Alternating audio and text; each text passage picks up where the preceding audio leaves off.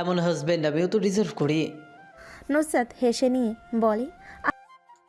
এসব তোর ভাগ্যে নেই রে পাগলা। আন হা হা করে হেসে উঠল, লজ্জা পাওয়ার মতো ভঙ্গি করে বলে উঠল। তুই কি লেসবিয়ান যে তোর ভাগ্যে হাজবেন্ড থাকবে? ইরহাম আর আহান দু হাত দিয়ে গালে তওবা তওবা করল। ইরহাম দুপাশে মাথা নাড়িয়ে বলল। না, আমি কেন লেসবিয়ান হতে যাব? আমি প্রিয়র কাপুরুষ, আই মিন পৌরুষ। ইরহামের কথাই পুরো ড্রয়িং রুম হাসির দমকে কেঁপে উঠল।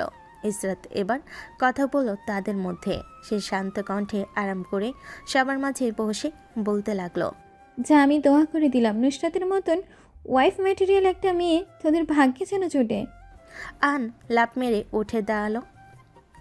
ইরহাম আর্তনাদ করে উঠল, দুহাতে মাথা চেপে ধরে বলে উঠল। এত বড় অভিশাপ দিও না বিয়ে, আমি নিষ্পাপ বাচ্চা অকালে মারা যাব। এর চেয়ে ভালো তুমি আমায় কুয়ায় ঝাঁপ দিতে বললে সেটা আরও সহজ হতো। নুসরাত ইরহামের টিপ্পনিতে বিরক্ত হয়ে পা তুলে লাথি মারল পেছনের দিকে।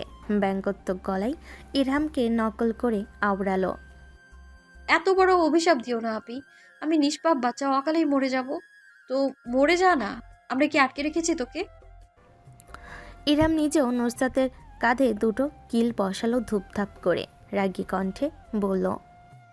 তুই মরে যা, আমি এখনও আমার একটাও বাচ্চার জন্ম হতে দেখিনি। বাচ্চার জন্ম হবে, বাচ্চার বিয়ে খাবো, আমার বাচ্চার বাচ্চা দেখব, তারপর গিয়ে আল্লাহর ইচ্ছে হলে মরব, না হলে আরও কয়েক জীবন বাঁচার শখ আছে। এখন তুই চাইলে মরে যেতে পারিস, কারণ এই পরিবারের অলস একটা প্রাণী তুই। মরে যা শালি। নুসরাত চিৎকার করে বলে উঠল। পশ্চাৎ দেশে এমন লাথি মারবো তোর, আমাকে আরেকবার মরে যাওয়ার কথা বলে তুই মরে যা, তুই মরে যা, তুই মরে যা শালা। নুসরাত আর ইরহাম ভালোই ভালোই কথা বলতে বলতে সেটা কাটাকাটি থেকে হাতাহাতিতে চলে গেল। দুজন দুজনের দিকে খ্যাপা সারের ন্যায় এগিয়ে গিয়ে একজন আরেকজনের চুল টেনে ধরল। চুল ধরে সর্বশক্তি দিয়ে তো একটা ঝাঁকুনি দিল। দুজনের থেকে দুজন কম না। মুখের সাথে সাথে একই গতিতে হাতও চলল। মুখের সাথে একই গতিতে চলল হাত পা। আহান দাঁড়িয়ে সোফার উপর দুজনকে চেয়ার আপ করছে, হাত মাইকের মতো মুখের কাছে চেপে ধরে বলছে। তো দর্শক দর্শকবৃন্দ, আজ আপনাদের সাথে আমি সৈয়দ আহান নওফিল দুইজন ষাঁড়ের লড়াই সামনাসামনি আপনাদের দেখাতে যাচ্ছি। আজাইরা নিউজ টিভি থেকে। এই দুই ষাঁড় প্রথমে একজন ভদ্রমহিলাকে টিপ্পনি কেটে হয়রানি করার চেষ্টা করেছে। তারপর নিজেরা নিজেদের সাথে কথা বলতে বলতে মুখ চালাতে লাগে। প্রথমে কথা কাটাকাটি হলো, শেষ পর্যন্ত তা হাতাহাতিতে পৌঁছে যায়। এখন কোন হাতি কোন ষাঁড় এই যুদ্ধে বিজয়ী হয় তা দেখার জন্য আমি আহান ও আজাইরা টিভির সাথে থাকুন। একপাশে নুসরাত আর ইরহাম চিৎকার করে বাড়ি মাথায় তুলে ফেলেছে। অন্যদিকে আহানের উল্টাপাল্টা তথ্য সম্পাদনে ইসরাতের মাথা ধরে গেল। শক্ত মুখ বানিয়ে নিজের জায়গা থেকে উঠে দাঁড়ালো সে। চোখ দিয়ে মোমোকে ইশারা করল নুসরাতকে সরানোর জন্য। সে গেল ইরহামের দিকে। দুজন দুদিক থেকে টেনে নুসরাত আর ইরহামকে সরাতে চাইল, কিন্তু দুজনের হাতাহাতিতে মাঝখান থেকে আঘাত প্রাপ্ত হলো ইসরাত আর মোমো। আন আবারও মাইকের মতো হাত তুলে পেঁচিয়ে নিয়ে বলে উঠল। আপনারা হয়তো দেখছেন দুইজন হাতি ওই দুটো ষাঁড়কে মারতে গিয়ে নিজেরা আঘাতপ্রাপ্ত হয়েছে। আমি বুঝি না মানুষ, মিস্টেক, দুটো হাতি কেন যায় দুটো খ্যাপা ষাঁড়ের যুদ্ধ থামাতে? এতে তো আঘাতপ্রাপ্ত হবে নিজেরা। আমি এক খুদে পিঁপড়া, এসবে আমার কোনো লেনদেন নাই। পরবর্তী কথা জানতে চোখ রাখুন আজাইরা টিভিতে। আমি বিশিষ্ট মিচকে শয়তান পিঁপড়া সৈয়দ আহান নওফিল আপনাদের সাথে আছি। আহানের বকবক আর নুসরাত আর ইরহামের ঝগড়া থামল না যতক্ষণ পর্যন্ত নাজমিন বেগম এসে খুন্তি দিয়ে দুঘা করে পাঁচজনের পিঠে না লাগালেন। ততক্ষণ পর্যন্ত নাজমিন বেগমের খুন্তির বাড়ি খেয়ে পাঁচজন মুখ চুপসে মাথা নিচু করে বসে রইল। চোরের মতো মুখের ভাবভঙ্গি করে একে অন্যকে অবলোকন করে লাগলো। ইসরাত পিঠে হাত বুলিয়ে চোখ খিচে মিনমিন করে জানতে চাইল, আমাকে মারলে কেন?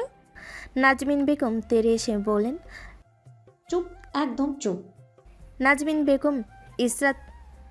নাজমিন বেগমের ধমকে ইসরাত মোমো মুখ চুপসে নিল। নুসরাত আর আহান নাজমিন বেগমের ধমকে হে হে করে হেসে উঠে মুখ চেপে ধরল সোফার মধ্যে। ইরহাম বিরস মুখ করে শঙ্কিত গলায় কিছুটা ভয় নিয়ে জিজ্ঞেস করলো, ডার্লিং হোয়াই ইউকের মাথা ওয়াজ সো গরম। ইরহামের প্রশ্নে মোমো হি হি করে হেসে উঠল। নুসরাত আর আহান দুজন গড়াগড়ি খাচ্ছে একজন আরেকজনের গায়ে। নাজমিন বেগম রেগে ফোঁস করে উঠে বিড়বিড়ি আওড়ালেন। নির্লজ্জ সবগুলো। আহান আশঙ্কিক কিছু মনে হওয়ার ভঙ্গিতে উঠে বসল, চোখ বড় বড় করে বলে, আজ কি হয়েছে জানো আপনি আমাদের স্কুলে? নাজমিন বেগম খুন্তি হাতে নিয়ে বসে পড়লেন জানার জন্য কি হয়েছে। নাজমিন বেগম চেয়ার টেনে তাদের সাথে বসায়, কারোরই ভাবাবেগ হলো না। আহান সতর্ক আওয়াজে আগে নিশ্চিত হয়ে নিল। মেজো আব্বু বাড়িতে আসেন? নাজমিন বেগম ধৈর্যহীন কণ্ঠে বললেন। নেই, এবার তাড়াতাড়ি বলো কি হয়েছে। আহান আরাম করে বসে বলে ওঠে, ওই যে আমার বন্ধুর কথা মনে আছে? সেদিন বললাম ও আর গার্লফ্রেন্ড ব্রেকআপ করে আল্লাহর নামে কসম কেটে নিল যে একজন আরেকজনের সাথে আর জীবনে রিলেশন করবে না। আজ থেকে তারা ভাই বোন। কিন্তু সেদিন আবার দেখি নিব্বানিব্বিগুলো হাত ধরে হাঁটাহাঁটি করছে। মানে কি পরিমাণ নির্লজ্জ এরা। 2 দিন পর পর ব্রেকআপ করে, আবার 2 দিন পর পর একজন আরেকজনকে সোনা পাখি বলে হাত জড়াজড়ি করে। ইসরাত আর মোমো একজন আরেকজনের দিকে তাকিয়ে ইতস্তত করে দুজন একসাথে বলে উঠল, জীবনে আমরা কি করলাম? এই বয়সে বাচ্চাগুলো রিলেশন করে আর আমরা? আহান চেঁচিয়ে উঠে বলে, তা দুইজনে জীবনে বাবাজিকা লাড্ডু করেছো? নাজমিন বেগমও হেসে উঠলেন। নিজের এতক্ষণে গরম হওয়া মস্তিষ্ক কিছুটা ঠান্ডা হয়ে এসেছে। আহান আরও কিছু বলছিল, নাজমিন বেগম তা আর শুনলেন না। দ্রুত পায়ে চলে গেলেন রান্না করতে। রাতে ইসরাত আর নুসরাতের কাছ থেকে জেনে যাওয়া যাবে এই ভেবে। আকাশে মেঘের ভেলা জমেছে, পাখিরা দল বেঁধে ফিরছে নিজেদের নীড়ে। পশ্চিম আকাশ লালিমাই ছেয়ে আছে। পরন্ত বিকালের মিঠে রোদ এসে পড়ছে সৈয়দ বাড়িতে।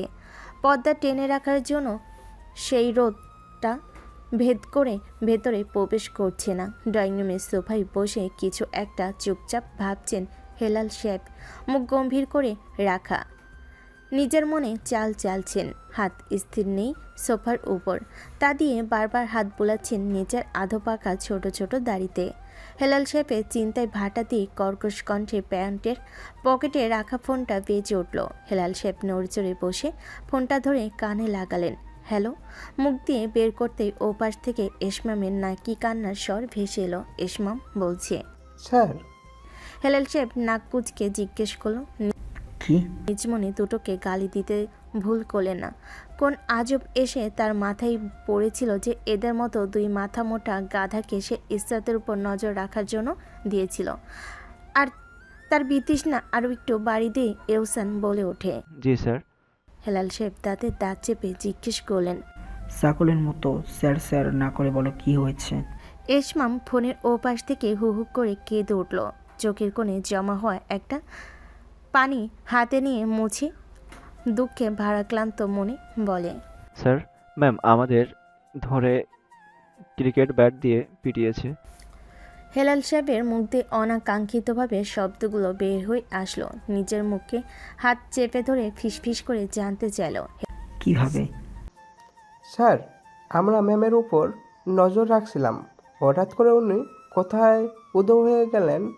আমি আর এহসান যখন ম্যামের খোঁজ করছিলাম আশেপাশে, তখন পেছন থেকে এসে আমাদের ম্যাম টাকা দেন। আমি তার এহসান তাড়া করে পিছনে তাকাতেই দেখি ম্যাম আমাদের দিকে চেয়ে ঠোঁট টিপে হাসছেন। তারপর বললেন, এদিকে কি দেখছো? আমি এখানে। আমাকেই খুঁজছিলে তাই না? আমরাও ভদ্রতার সাথে হ্যাঁ ভঙ্গিতে উত্তর নিচু মাথা নড়াতেই ম্যাম হেসে উঠলেন। তারপর হাতের ব্যাট দিয়ে আমাকে আর এহসানকে কোনো কিছু বুঝে ওঠার আগেই ধুমধাম করে কয়েকটা লাগিয়ে দিলেন। এখন আমি আর এহসান রাস্তার ধারে পড়ে আছি। প্লিজ স্যার, দয়া করে আমাদের মতো দুটো মানুষকে হাসপাতালে ভর্তি করে দিন। হেলাল শেফ চিড়চিড়ে কণ্ঠে বলে ওঠে। একটা কাজের না, ইউ2 আর ফায়ার নিজেরা ডাক্তারে যাও। কোনো মতে কথা শেষ করে রাগে ফোন কেটে দিলেন তিনি। দুজনের আর একটা কথা শোনার মতো ধৈর্য হেলাল শেফে নেই। রাগে লাল হওয়া মুখ নিয়ে এক হাতে থুকনিতে হাত বুলাতে বুলাতে চিন্তায় ব্যস্ত হলেন। মনে মনে ঠিক করে নিলেন এবার তাকে কিছু একটা করতে হবে। 10 টাকার প্যান লিচুতে চুমুক দিয়ে নুসরাত চোখ তুলে উপরে তাকালো। কোমরে হাত বুলিয়ে ভাবল নানা কথা। সেদিন হেলাল শেফের সাথে ঝগড়া করতে গিয়ে মাটিতে পতিত হয়, এখনও ব্যথা রয়ে গেছে। ডাক্তারে আরও যাবে 2-1 দিন পর। যদি এর মধ্যে ব্যথা কমে যায় তাহলে ডাক্তার দেখানোর জন্য যে টাকা নাসির সাহেব দিয়েছেন তা সে মেরে দিবে। নিজের অতর্কিত চিন্তাগুলো একপাশে রেখে জুসে আরেকটা চুমুক দিল। খোঁপো করা চুলগুলো থেকে বের হওয়া ছোট ছোট চুলগুলো ভালো করে কানের পেছনে গুজে নিয়ে মাথায় কেলিনের লোগো বিশিষ্ট কালো ক্যাপটা পরে নিল। এহসান আর এশমাম নুসরাতের সামনে ভীতু চোখে বসে আছে। নুসরাত চোখ সরু করে চেয়ে মৃদু কণ্ঠে জিজ্ঞেস করল, কি খাবে?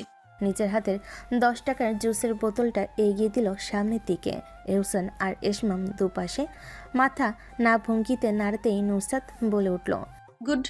আমি চাইলেও দিতাম না, ভদ্রতার খাতিরে জিজ্ঞেস করেছি আপনাদের। তো যা বলছিলাম, কি বলছিলাম আসলে?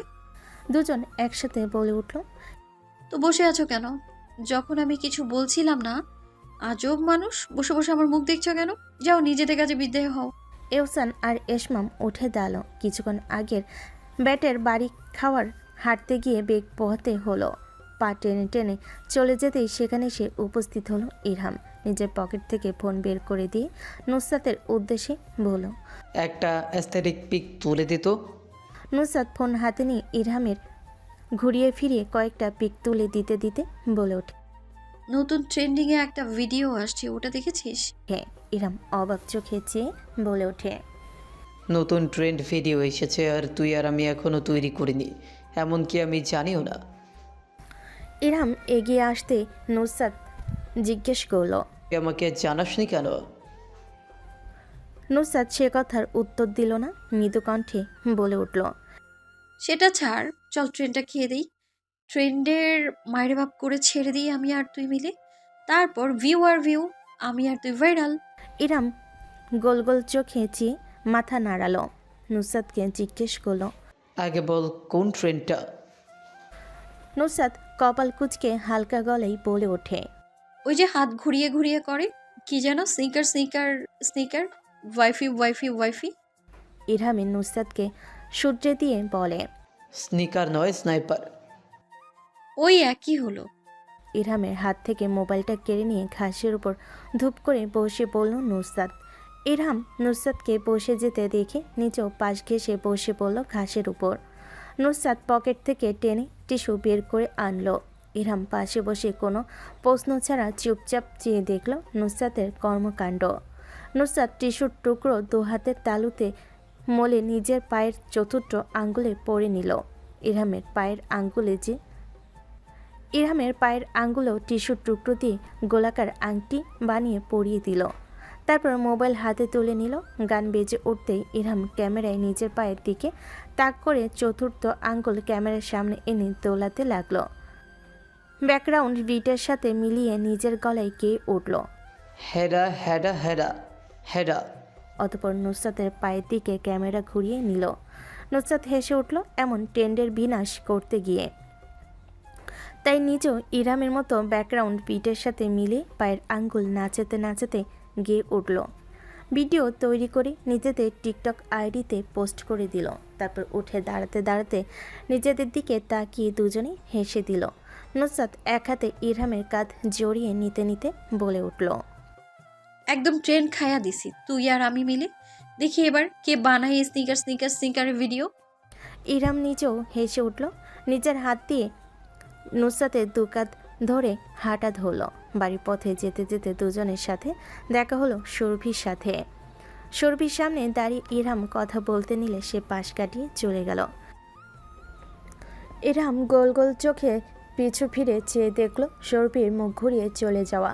নুসরাতের দিকে ঘুরে মলিন মুখে জিজ্ঞেস করলো, ও আমার সাথে কথা বললো না কেন? নুসরাত দু কাঁধ ঝাঁকায়, দুপাশে মাথা নাড়িয়ে জানে সে জানে না। অতঃপর ইরহামের পিঠে হাত বুলিয়ে দিয়ে বলে ওঠে, কথা না বলে তোর তো কোনো সমস্যা হওয়ার কথা না। কোনো সমস্যা হচ্ছে কি? ইরহাম নুসরাতের প্রশ্নাত্মক চাহনিতে দুপাশে মাথা নাড়ল মলিন মুখে। মিনমিন করে বলতে লাগলো, তেমন কিছু না, এমনি জিজ্ঞেস করছি।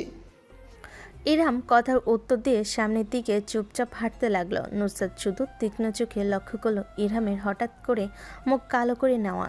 নিজে থেকেই আর কোনো কথা বলতে গেল না ইরহামের সাথে তাল মিলিয়ে হাঁটতে হাঁটতে কিছু একটা ভেবে মুখ অন্ধকার হয়ে আসলো তার। হেলাল সাহেব পেছনে হাত বেঁধে অনেক পায়চারি করার পর শেষ পর্যন্ত মাথায় একটা বুদ্ধি খেলে গেল। জীবনের সর্বপ্রথম ভুল ছিল ওনার মরহুম বাবার বিরুদ্ধে যাওয়া, আর দ্বিতীয় ভুল ছিল এই দুই গাধাকে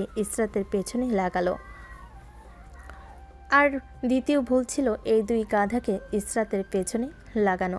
কত টাকা খরচ হয়ে গেল এই কাজ করতে গিয়ে। চিন্তা করতে করতে সিঁড়ি পেয়ে উঠে গেলেন তিনি। নিজের রুমে না গিয়ে অগ্রসর হলেন আরশের রুমের দিকে। দরজা ঠেলে ভিতরে ঢুকতে নাকে এসে লাগলো পুরুষালী পারফিউমের সুগন্ধ। ধীরে ধীরে ঘরে প্রবেশ করতে দেখলেন সোফার উপর কাপড়ের স্তূপ রাখা, একইভাবে বিছানার উপর হুডি, ড্যানিম জ্যাকেট, ওভারসাইজ টি শার্টগুলো অগোছলভাবে ফেলে রাখা। হেলাল সাহেব আরশের টলি চেন খুলে নিলেন, টলি ভর্তি হাত ঘড়ি। আরশের উপর একটু বিরক্ত হলেন হেলাল সাহেব। এই মাথামোটা লাগেজ ভর্তি শুধু ঘড়ি নিয়ে এসেছে। নাক কুচকে বিছানার উপর হাত দিয়ে হাতালেন। নিজের প্রয়োজন মাফিক জিনিসগুলো নিয়ে রুম থেকে আলগোছে বের হয়ে আসলেন। আস্তে আস্তে দরজাটা লক করতে ভুললেন না। নিজের রুমে ঢুকে উচ্চ শব্দে নিজের স্ত্রীকে ডেকে উঠলেন।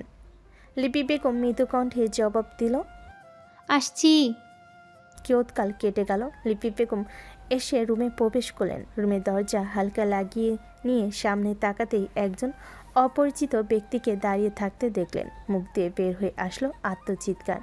ভয় পেয়ে দৌড়ে রুম থেকে বের হতে যাবেন। হেলাল সাহেব লিপি বেগমের হাত চেপে ধরলেন।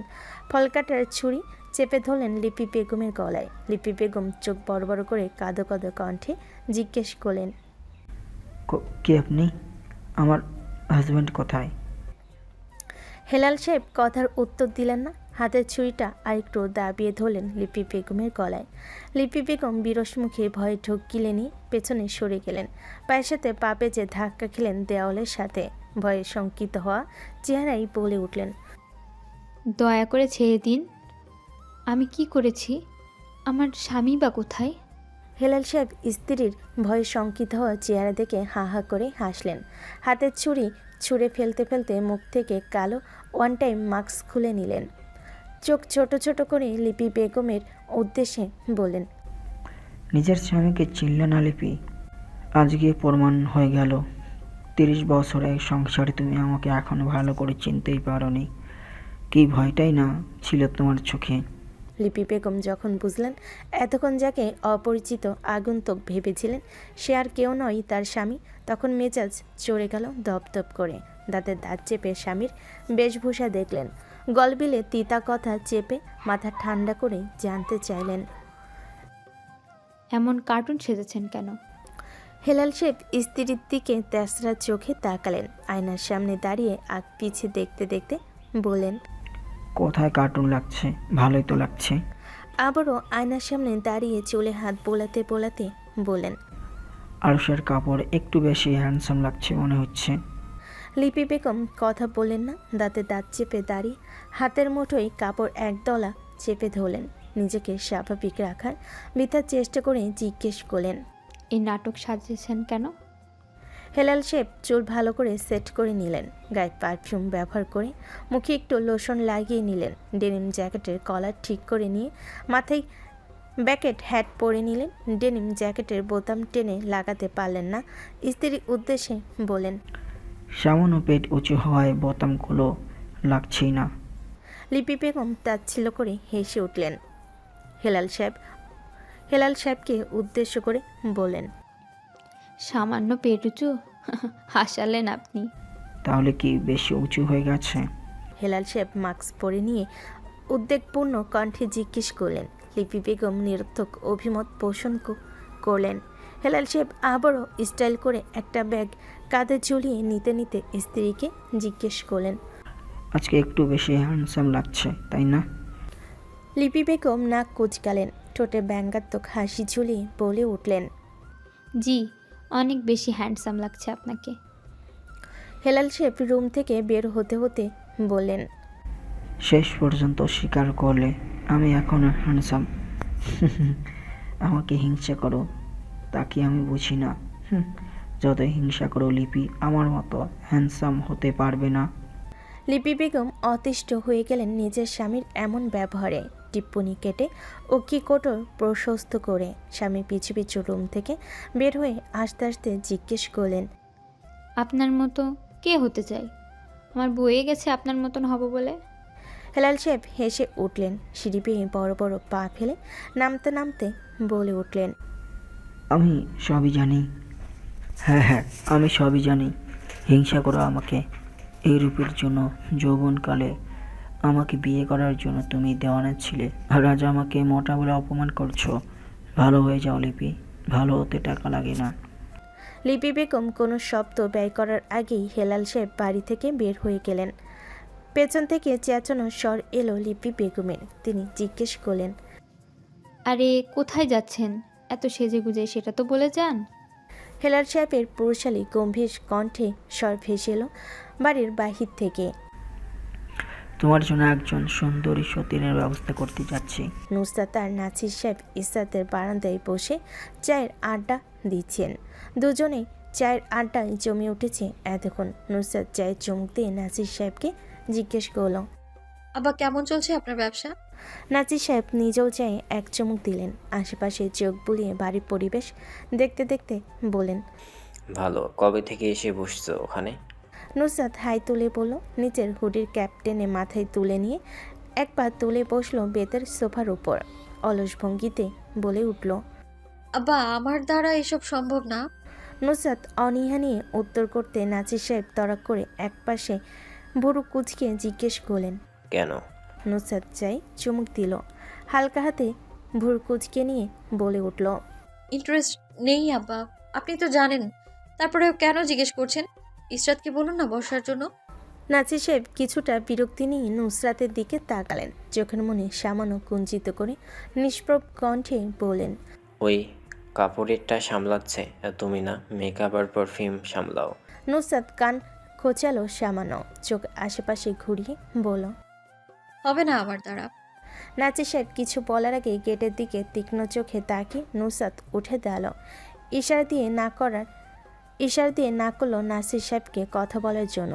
চোখ ছোট ছোট করে এগিয়ে এসে বারান্দার রেলিংয়ের দিকে দু হাতে চেপে ধরে রেলিং। নাছির সাহেব নিজেও চায়ের কাপ সেন্টার টেবিলে রেখে এসে যোগ দিয়েছেন নুসরাতের সাথে। নিজেদের বাড়ি গেটের সামনে অদ্ভুত বেশভূষায় দাঁড়ানো লোকটাকে দেখে একটু চিন্তিত হলেন নাছির সাহেব। নুসরাতকে উদ্দেশ্য করে বলেন। মনে হয় গরিব মানুষ, যাও টাকাগুলো দিয়ে আসো। পকেট থেকে টাকা বের করে নাছির সাহেব নুসরাতের হাতে দিলেন। নুসরাত 500 টাকার কর করে নোটখানা হাতে নিয়ে অবাক হলো।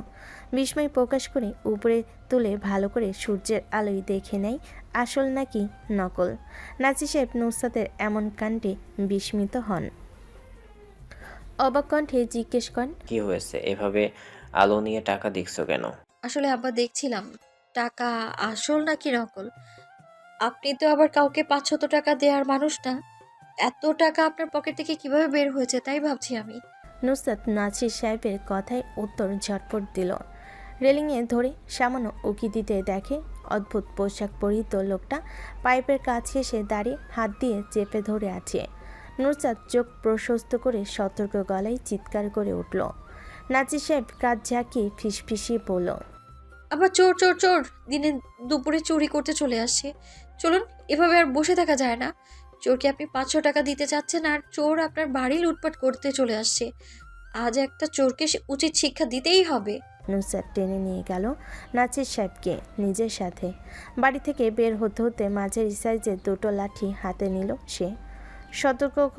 সতর্কতার সহিত বাড়ি থেকে বের হয়ে আসলেন নাছির সাহেব, সাথে নুসরাত।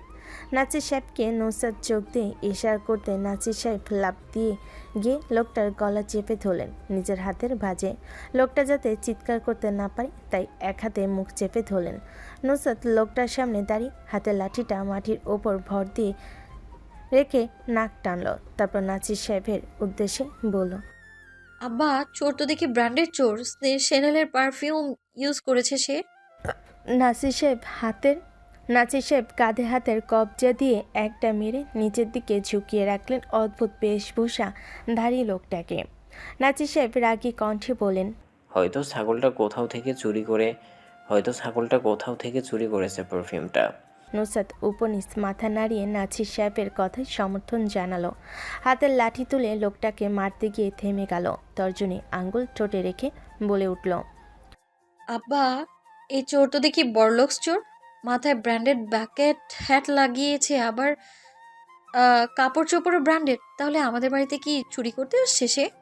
নুসরাত লাঠি দিয়ে মাটিতে আঘাত করতে করতে ভাবতে লাগলো। তারপর তড়াক করে বলল, আপনাকে নয় তো? নাছির সাহেব আরেকটা কিল মারলেন লোকটার পিঠে যাতে নড়চড় করতে না পারে। নুসরাতের কথাই অট্ট হাসি দিয়ে নুসরাতকে প্রশ্ন করলেন, আমাকে কেন চুরি করতে আসবে? নুসরাত চোরকে বেশি লাভঝাপ করতে দেখে লাঠি তুলে ধীরে একটা বাড়ি বসালো চোরের হাতে। তেমন একটা জোরে বসালো না। নাছির সাহেব এখনও শক্ত করে চেপে ধরে রেখেছেন লোকটাকে। নুসরাত কপালে ভাঁজ ফেলে বলল, হয়তো আপনাকে কিডন্যাপ করে আপনার সকল সম্পত্তি নিজের নামে লিখিয়ে নেবে। নুসরাতের কথায় নাছির সাহেব অট্টহাসিতে ফেটে পড়লেন। লোকটাকে নিচের দিকে আরেকটু ঝুঁকে চেপে ধরে ভাষণ দেওয়ার নেই বলে উঠলেন, আমাকে কেন চুরি করতে আসবে? আরে না, আমার সব সম্পত্তির ব্যবস্থা আমি করে রেখেছি। আমি মরে গেলে আমার সম্পত্তি তুমি আর ইসরাত ছাড়া কেউ পাবে না। নুসরাত লোকটার গায়ে আস্তে করে আরেকটা বাড়ি দিল। নাছির সাহেব চিরচিরে কণ্ঠে নুসরাতের উপর বিরক্ত হয়ে বলতে লাগলেন, কি এত ধীরে মারছো কেন এই চোরকে? জোরে বাড়ি দাও, যাতে আর কারোর বাসায় গিয়ে দিনে দুপুরে চুরি করার সাহস না করে। নুসরাত মোলায়েম কণ্ঠে বলে ওঠে, আব্বা, দেখতে তো বুড়োর মতো লাগে, তাই আমি একটু আস্তে ধীরে বাড়ি দিচ্ছি। আপনি লাগিয়ে দেন 2-4টা। আমি আবার উত্তেজনার বসে দু ঘা লাগালে বুড়োটা একদম পগার পার হয়ে যাবে। নুসরাত হাত দিয়ে দেখালো মরে যাবে। তারপর হাত উপরে তুলে আকাশের দিকে আঙ্গুল তাক করলো। নাছির সাহেব নুসরাতের কথা শুনে সর্বোচ্চ শক্তি লাগিয়ে একটা ঘুষি মারতে নেবেন। নুসরাত বলে উঠল, আব্বা থামেন, আগে চোরের মুখটা দেখে নি। কে এই চোর যে আমার আর আপনার মতো সাহসী ঝগড়ুটে লোকের বাড়িতে দিনে দুপুরে ডাকাতি করতে আসে?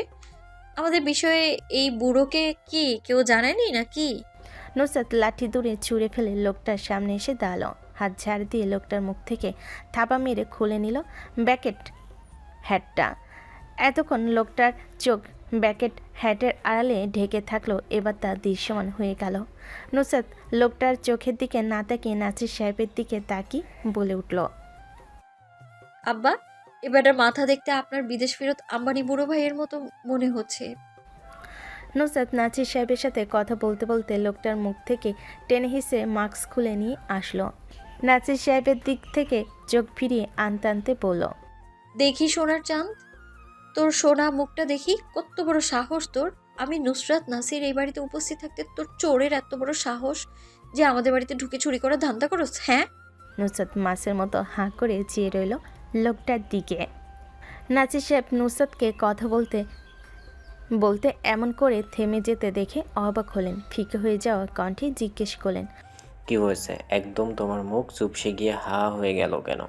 নুসরাত কথার উত্তর দিল না। ভ্যাটকানো মার্কা চেয়ারে নিয়ে চেয়ে রইল সামনের দিকে হাঁ করে।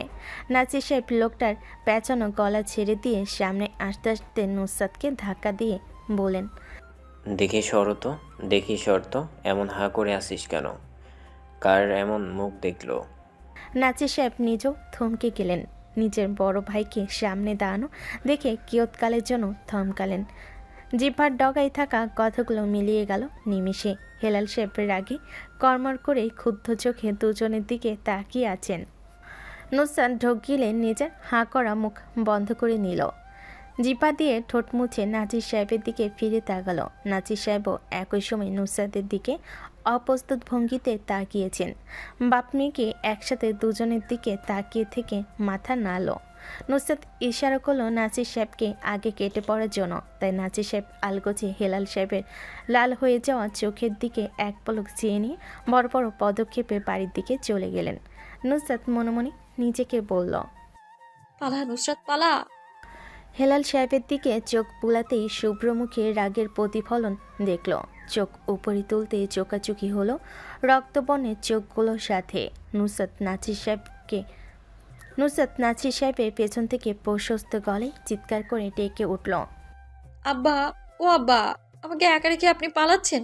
নিয়ে যান আমায়। আমি নিষ্পাপ বাচ্চা, কি করেছি আমি? নিজের বাচ্চা মেয়েকে এভাবে একা ফেলে রেখে যেতে আপনার বিবেকে নাড়া দিল না? নুসরাত উচ্চ শব্দে চেঁচিয়ে উঠে হেলাল সাহেবকে না দেখার ভঙ্গিতে পাশ কাটিয়ে দৌড়ে সামনের দিকে চলে গেল। আকাশে থোকা থোকা মেঘ জমেছে। থেকে থেকে সেই মেঘ ডেকে উঠছে একটু পরপর। বৃষ্টি আসার তোড়জোড় চলছে ভালোভাবে। নাসির মঞ্জিলের ড্রয়িং রুমের পর্দা বাতাসের তোপে আঁকাবাঁকা হয়ে নিজ মনে দোল খাচ্ছে।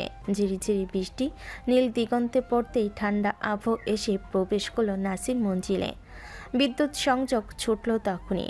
শীতল গা হিম বাতাস এসে প্রবেশ করলো থাই গ্লাস হয়ে ফরফর করে। সেই বাতাসের সাথে নাসির সাহেবের শীতল দৃষ্টি এসে পড়ল নুসরাতের ওপর। নুসরাত নিজেও চোখ বড় বড় করে নিজের বাবার দিকে তাকালো। নাকের পাটাতন ফুলে উঠল তৎক্ষণাৎ। নাসির সাহেব নিজেও মেয়ের দিকে চেয়ে আছেন নাক ফুলিয়ে। গর্জে উঠে বলেন, সব দোষ তোমার। নুসরাত নিজেও গর্জে উঠল। রাগের বহিঃপ্রকাশ ঘটল তাৎক্ষণিক। নিজে চিৎকার করে বলে, সব দোষ আপনার আব্বা। নাসির সাহেব নুসরাতকে সূর্য দিয়ে বলেন, না, সব দোষ তোমার। জি না আব্বা, সব দোষ আপনার। আপনি আগে দেখলেন না কেন? নাসির সাহেব নিজের মুখের ঘাম হাত দিয়ে মুছে নিলেন। নুসরাতকে বলেন, আমাকে দোষ দিচ্ছ কেন? তুমি দেখতে পারোনি চোরটা আসলে কে? নুসরাত দ্বিগুণ জোরে চিৎকার দিয়ে উঠল। শক্ত কণ্ঠে বলল, আপনি দেখলেন না কেন যে চোরটা আপনার শ্রদ্ধেয় বড় ভাই?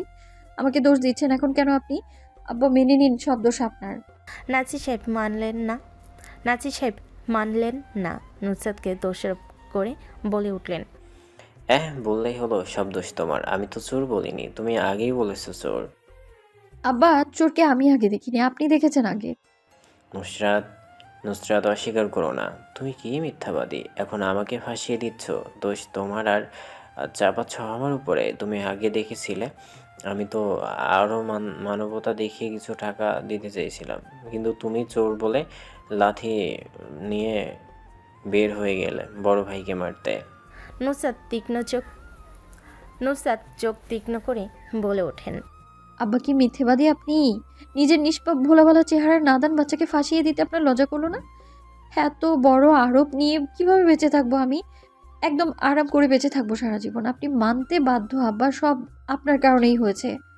নাসির সাহেব নুসরাতকে মুখ ঝামটা দিয়ে অস্বীকার করলেন তিনি এরকম কিছুই করেনি। এতে তার কোনো দোষ নেই। নুসরাত নিজেও বুকে আড়াআড়ি হাত বেঁধে মুখ ফিরিয়ে রাখল।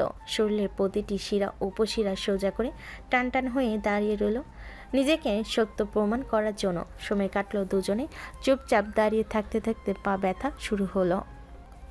আলগোছে দুজনকে পাত্তা না দিয়ে গিয়ে বসে পড়ল সোফায়। নুসরাত পায়ের উপর পা তুলে বসতে বসতে পকেট থেকে নিজের সাদা ফ্রেমের চশমা বের করলো। চোখে লাগিয়ে ভাব নিয়ে সোজাসুজি হয়ে বসে রইল। নাসির সাহেব নিজেও এরকম করলেন। মোমো আর আহানের আগমন ঘটল তখন দোতলা থেকে। দূর হতে বাপ মেয়ের অদ্ভুত কাণ্ড কারখানাগুলো লক্ষ্য করল দুজন। একজন আরেকজনের দিকে তাকিয়ে ভুরু বাঁকিয়ে চলে গেল কিচেনের দিকে। নাজমিন বেগমের সন্নিকটে দাঁড়িয়ে আহান ফিসফিস করে ডেকে উঠল। নাজমিন বেগম পাত্তা দিলেন না। নিজের কাজে একান্ত ব্যস্ত হয়ে কিনা বিনা উদ্বেগে আওড়ালেন, বাপ মেয়ে যা ইচ্ছে করুক, তোরা দুজন শুধু দূরে থাক, আর কিছু করিস না। এই উপকারটা কর আমাকে। আর নাজমিন বেগমের কাঁধ জড়িয়ে ধরল। মোমো নিজেও অন্য পাশ জড়িয়ে নিল নাজমিন বেগমের। দুজন সতর্কতার সহিত চোখাচোখি করে নিল। মোমো বলে উঠল, মেজো মামনি, কিছু একটা গন্ডগোল আছে, নুসরাত আর মেজো মামা মিলেই নির্ঘাত কোনো কিছু করেছেন, নাহলে নুসরাত এভাবে চুপ করে বসে থাকার মানুষ না। নাজমিন বেগম সিনকে বাটির স্তূপ রাখলেন, হাত ভালো করে পানি দিয়ে পরিষ্কার করে নিলেন। তোয়ালি হাতে নিয়ে অবশিষ্ট হাতের পানি মুছে অগ্রসর হলেন ড্রয়িং রুমের দিকে। মোমো আর আহানও পিছু পিছু যেতে শুরু করলো। নাজমিন বেগম স্বামীর সামনে সোফায় বসে জিজ্ঞেস করলেন, কি হয়েছে? নাজির সাহেব আর নুসরাতের সরু দৃষ্টি একসাথে পড়ল নাজমিন বেগমের উপর। নাজমিন বেগম কপাল কুঞ্চিত করে স্বামীর দিকে তাকিয়ে রইলেন প্রশ্নের উত্তর পাওয়ার আশায়। নাজির সাহেব একটু সময় নিয়ে দীর্ঘশ্বাস ফেলেন, স্ত্রীর দিকে ঘোলাটে চোখে যে আড়ষ্ট গলায় আওড়াল, বড় ভাইকে চোর ভেবে নুসরাত লাঠি পিঠা করেছে। নাজমিন বেগম মুখ চেপে ধরলেন। মোমা আর আহান আতঙ্কে দুজনে মুখ চাওয়াচাই করল। ইজ্জত পেছন থেকে শঙ্কিত গলায় আটকে উঠে ডেকে উঠল, নুসরাত। নিজের দিকে সবার দৃষ্টি অনুভব করতেই নুসরাত দুপাশে মাথা নাড়ল।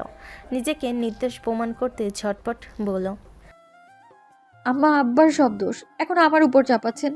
উনি আগে শ্রদ্ধেয় আব্বার ভাই ইসরাতের শ্বশুরকে দেখেছেন, আমাকে বলেছেন ওই দেখ চোর। আর আরেকটা কথা, আমি আব্বার ভাই ইসরাতের শ্বশুরকে অত্যাচার করিনি, সব কিছু করেছেন আব্বা। নাজির সাহেব নুসরাতের দিকে চোখ গোল গোল করে তাকিয়ে বলেন, কি মিথ্যুক তুমি আম্মা, আমি কখন আগে বললাম চোর? তুমি নিজেই বলেছো, আর এখন তোমার নিজের বাপের উপরে দোষ চাপাচ্ছ। নুসরাত চশমা নাকের ডগায় তুলে নিল, হাতের তালুতে নাক ডলে ডলে বলে উঠল, আব্বা আমি কিন্তু রেগে যাচ্ছি, সত্যি করে বলে দেন সব দোষ আপনার না হলে। নাজির সাহেব শক্ত কণ্ঠে জিজ্ঞেস করলেন, না হলে কি? নাহলে আপনার সব সম্পত্তি বিক্রি করে দেব। সাবধান আব্বা, নিজের দোষ স্বীকার করুন আর বলুন আমি বাচ্চা নির্দোষ। নাজির সাহেবের বিস্ময়ে কোটর থেকে চোখ বের হয়ে আসলো। নুসরাতকে কিছু বলতে নিবেন, সে হাত তুলে থামিয়ে দিল। নুসরাত নাজমিন বেগম আর ইসরাতের পানি চেয়ে নাজির সাহেবের দিকে ইশারা করে বলে উঠল, বিশ্বাস হলো তো আব্বার সব দোষ? আব্বা এমনি এমনি আমায় ফাঁসিয়ে দিয়েছেন। হ্যাঁ। শরতের মেঘলা আকাশ ঘন ঘন মেঘের আবাসে অন্ধকার, নীল দিগন্তে সাদা মেঘের আচ্ছাদন। মেঘেরা ডানা মেলে খেলা করছে আকাশে, বড় বড় সাদা মেঘের ভেলা গর্জন করছে কিছুক্ষণ পর পর। বিদ্যুৎ চমকানো বেড়েছে অনেক বেশি। নীল অম্বরে সাদা মেঘ বৃষ্টি হয়ে নেমে আসলো পৃথিবীতে। উত্থাল পাত্তাল বাতাসে ঢেউ এসে ছুঁয়ে গেল ছুঁয়ে গেল প্রকৃতি নৈসর্গিক তাকে। পানির সংস্পর্শে এসে এতদিনে ঝিমিয়ে পড়া পৃথিবী সতেজ হলো। সবুজ নির্মলতা এসে ছুঁয়ে গেল পৃথিবী। সাদা পদ্মার দোদুল্যমান নৃত্য শুরু হলো। সেদিকে মনোযোগ সহকারে চোখ রেখে হাতের কফির মগে চুমুক দিল আরশ। চোখের সাদা ফ্রেমে চশমা ভেদ করে কালো মণিগুলো অদূরে নিবিষ্ট। হাতের কাছে থাকা ফোন অনীহার সহিত হাতে তুলে নেয়, চোখের সামনে স্থির রেখে কফির মগে আবার চুমুক দেয়। গম্ভীর মুখ বানিয়ে নিজের পরনের সাদা খোলা শার্টের বোতামগুলোর দিকে তাকালো। বুকের বাঁ পাশে বাঁধা ব্যান্ডেজের দিকে সূক্ষ্ম চোখ বুলাই বিশাল দেহী পুরুষটা। আলতো হাতের জায়গাটা স্পর্শ করলো সে। ঠোঁটের কোণে ফুলে ওঠে মৃদু হাসির ফোয়ারা। পুরুষালী ক্লিনসেপ গালে সৃষ্টি হয় গর্তের। সেটা ধীরে ধীরে আরও বেশি বৃদ্ধি পায়। নিজের মুলেট কাট দেওয়া চুলে হাত বোলায়, কপালের কাছে ছোট ছোট পড়ে থাকা চুলগুলো ঠেলে দেয় পেছনে। হাত সরিয়ে নিতেই তা আবার এসে নিজের জায়গা দখল করে নেয়। আজ নিজের কাঁধের কাছে আঁচড় কাটে, ঘাড়ের কাছে পড়ে থাকা চুলগুলোতে আলতো হাত বুলায়, কিছু একটা মনে করে হাসে। কানের মধ্যে থাকা এয়ারপড ভিপ ভিপ করে উঠতেই কানের আশেপাশে আঙ্গুল দিয়ে হাত চালায়। নিজের গম্ভীরত্ব বজায় রেখে নিরেট গলায় শুধায়, অপাসের অবস্থা কি ইরহাম? ইরামের কাঁদো কাঁদো কণ্ঠ ভেসে আসে, ফিসফিস করে বলে ওঠে। আরশ বিরক্তি দিতে কপাল কুঁচকে ফেলে। নিজের হাতে থাকা কফির মগে রেখে দেয় নাইট স্ট্যান্ডে। উঠে দাঁড়িয়ে সামনের বড় বারান্দার দিকে এগিয়ে যেতে যেতে বলে, কোনো ভাবাভাবি প্রয়োজন নেই, মিসেস ইডিয়েটকে তো একটু চালানো যায়। ইরাম বিছানায় পড়ে গড়াগড়ি খায়। এই দুই জামাই বইয়ের পাল্লায় পড়ে তার না আবার জীবন হারাতে হয়। মিনমিন করে মিনতি করে বলে ওঠে। আরশ প্রখর নিঃশ্বাস ফেলে। বিরক্তি হয় ইরহামের এত কথায়। দাঁতের দাঁত চেপে চল শক্ত করে কিরমির করে ডেকে ওঠে। ইরহাম, ইরহাম গলার কাছে কান্না আটকে বলে ওঠে, আরও সেটে বারান্দার রেলিংয়ের উপর হাত রেখে ধীরে ধীরে ঝুঁকে দাঁড়ায়। বাসার নিচের বিলাসবহুল পুলের দিকে চোখ রেখে শুধায়। আমি যা বলছি তুই করতে পারবি নাকি অন্য ব্যবস্থা করব? ইরহাম কপালে নিজের হাত দিয়ে দুটো থাপ্পড় দেয়। নিজের হতভাগা কপাল দেখে নিজেরই বিরক্ত লাগছে। মিনমিন করে উত্তর দিতে যাবে, তার আগেই আরশ দাঁতের দাঁত চেপে ডেকে ওঠে। ইরহাম,